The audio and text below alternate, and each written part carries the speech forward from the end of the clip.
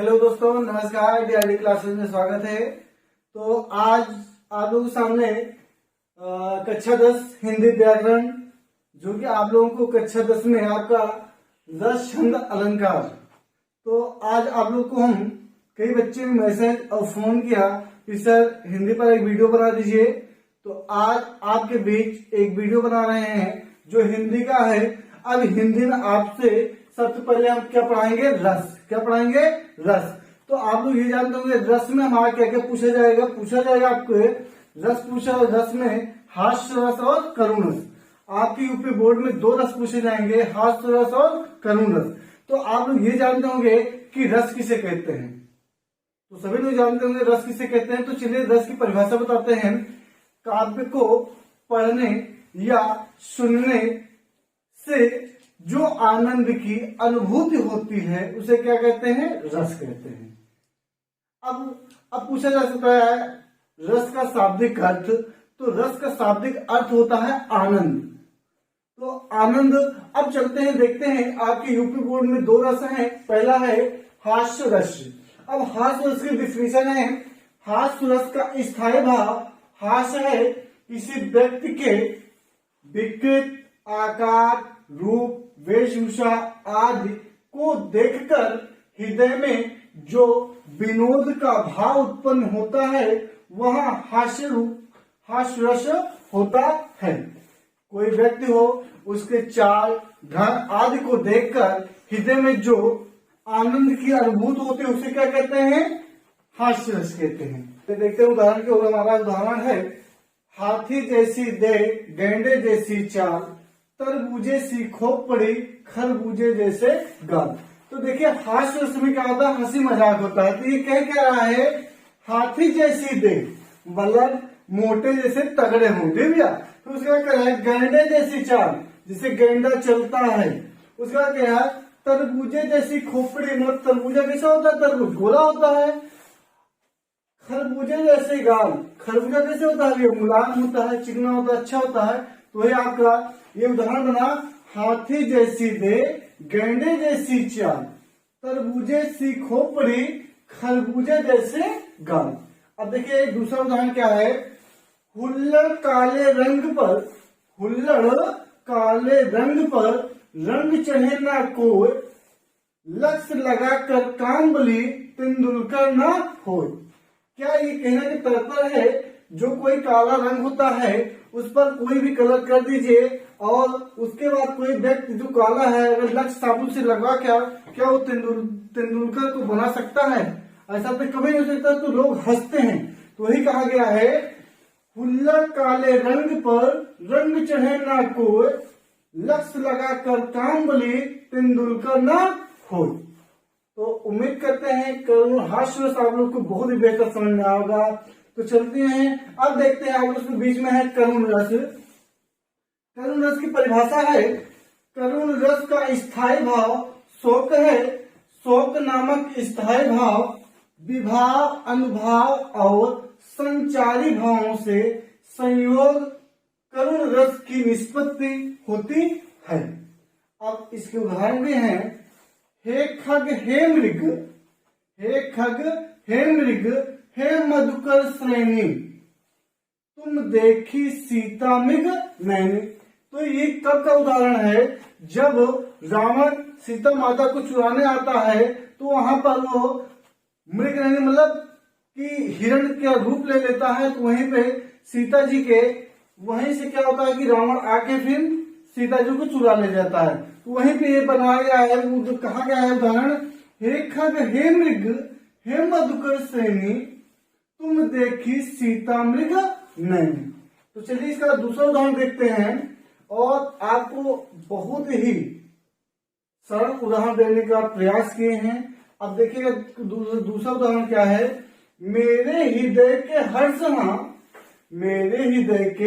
हर्ष अब मन्यु अब तू है कहाँ। तो आप लोग के सामने ये आपका 2 रस हो गया। अब आप लोगों के बीच में अलंकार आएगा।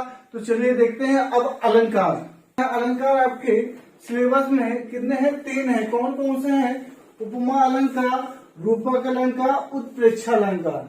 तो चलिए देखते हैं। सबसे पहले उपमा अलंकार है, जहां उप में जहां एक वस्तु या प्राणी की तुलना दूसरी प्रसिद्ध वस्तु या प्राणी से की जाती है, वहां उपमा अलंकार होता है। तो ये आपको बहुत ही सरल शब्द में लिखा हुआ है। तो चलिए देखते हैं इसके उदाहरण क्या है। पीपल पात सरस मन डोला। क्या है? पीपल पात सरस मन डोला। और दूसरा का उदाहरण क्या है? हरिपद कोमल कमल से। मतलब कह रहा हरिपद मतलब क्या होता है? हरि मतलब श्री कृष्ण भगवान के जो पैर है उसको किससे तुलना किया गया है? कमल के फूल से। तो वही कह रहा है ना, इसमें तुलना बताई जा रही है। क्या बताई गई? तुलना बताई गई। अब इसमें क्या? पीपल पात सरस मन डोला, इसमें किसकी कहा गया है? पीपल की पाती से, पीपल के पत्ते से जब थोड़ा सा हवा चलता है तो मानो हवा की झोंके चलने लगती हैं, इसलिए वहां पे तुलना किया गया है। कह रहा है पीपल पात सरस मंडोला। अब देखिएगा रूपक अलंकार क्या है?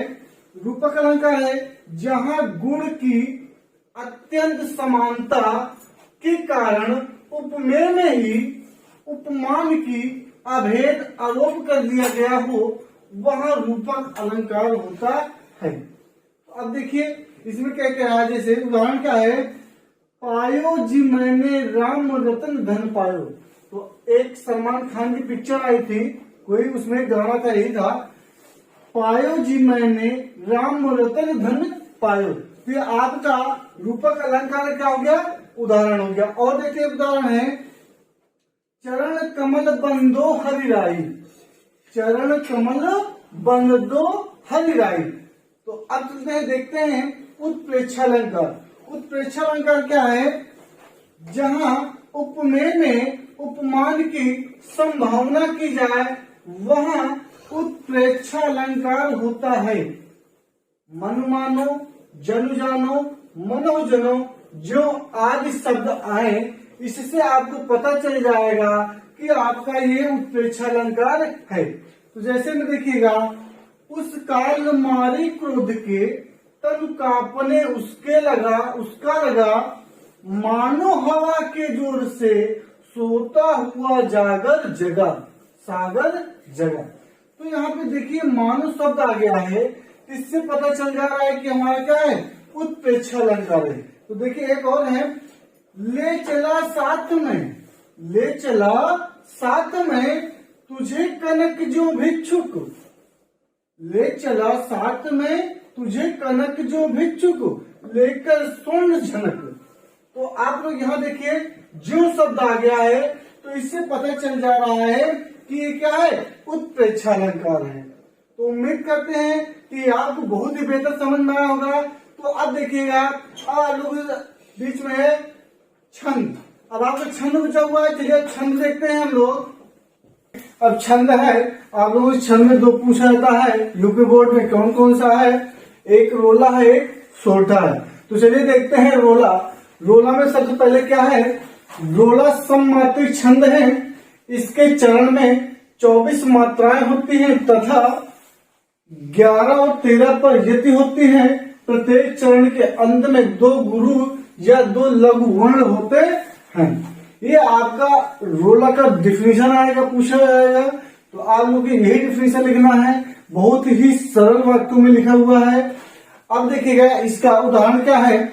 नित्य नौ लीला ललित ठान गोलोक अजिर में, रमत राधिका संग रास रस रंग रुचिर में। तो चलते हैं, इसमें हम देखते हैं, इसमें 2 होते हैं, एक गुरु होते हैं और एक लघु होते हैं। तो आपको हम गुरु और लघु जानते हैं। आपका एक जो होता है ये क्या होता है?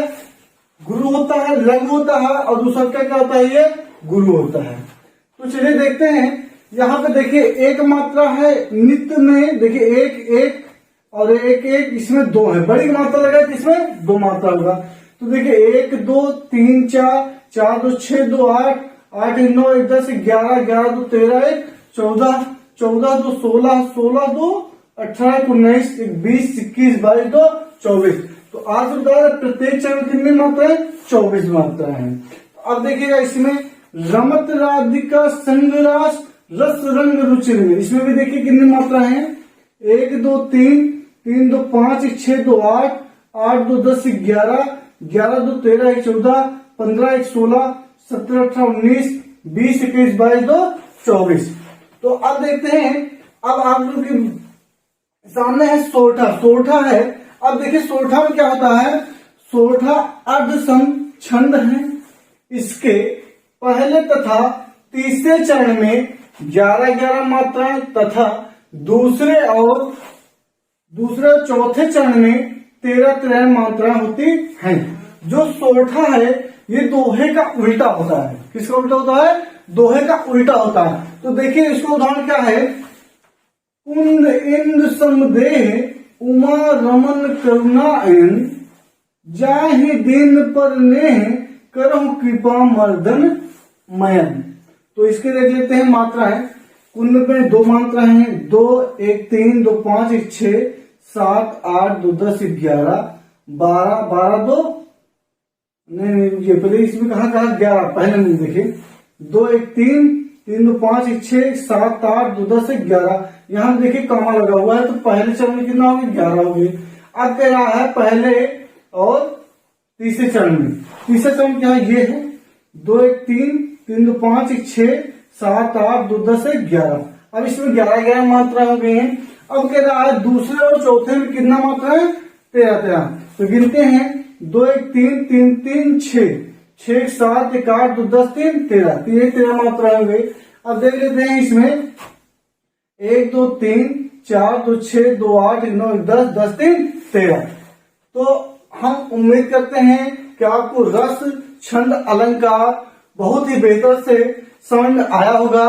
तो आप लोगों को ये वीडियो अच्छी लगी होगी तो आप लोग इस वीडियो को शेयर करिएगा, लाइक करिएगा और सब्सक्राइब करिएगा। तो धन्यवाद, नेक्स्ट वीडियो में मिलते हैं, नमस्कार।